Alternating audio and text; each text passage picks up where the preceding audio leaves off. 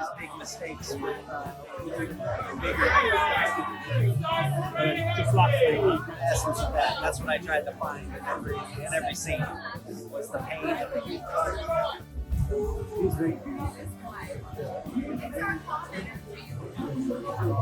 Bit of a risk in making audiences empathise with someone who's done some questionable things. You know, I'm from the South in Florida, like Alabama, Mississippi.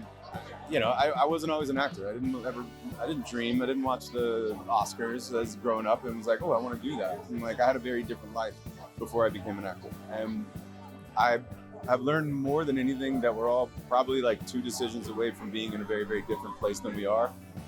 You know, I hope I'm not 2 decisions away from being where Jeff is, but I mean, because he made a lot of bad decisions like along the way, like lots of them, but he made them in his mind for a reason, and he had a narrative that he was telling himself and going like, no, this makes sense, and this is important, and this is like the only way to do it, and you can convince yourself of anything when you really, really want to.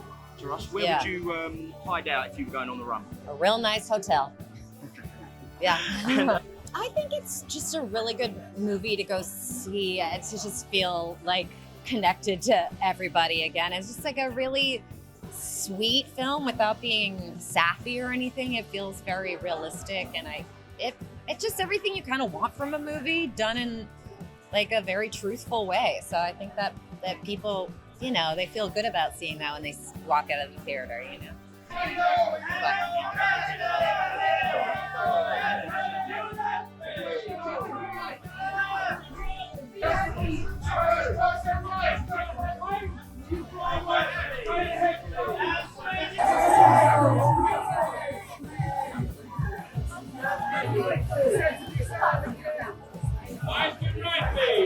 I think movies are oftentimes, a little black and white. There could be heroes and villains on the big screen, but in my real life, I've never met a hero and I've never met a villain. But I've met a lot of people that have done really amazing things and done really bad things too, and they're all human. And I think that was my initial point of view into this character, was that he was a guy who put people in freezers but gave them jackets. So there's a contradiction there that I was interested in exploring.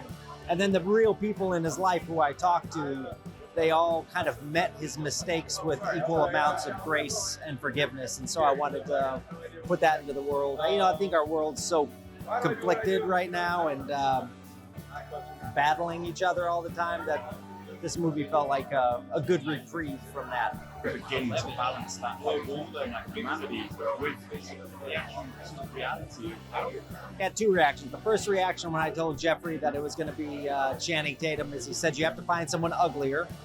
And then I got him Channing's phone number, and he talked to Channing, and he called me back, and he was like, I have to commend you, Derek, on the wonderful casting job, because Channing and I are actually so much alike.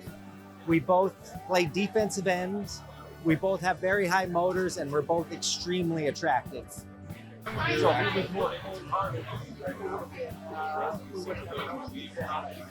think there are people that can play dads and mothers without having children. But for me, I don't know. It's not exactly my style. I think I only played a father once. No, maybe twice without actually knowing what that meant. And I remember the director, Ditto, came in and he was like, you're being too nice.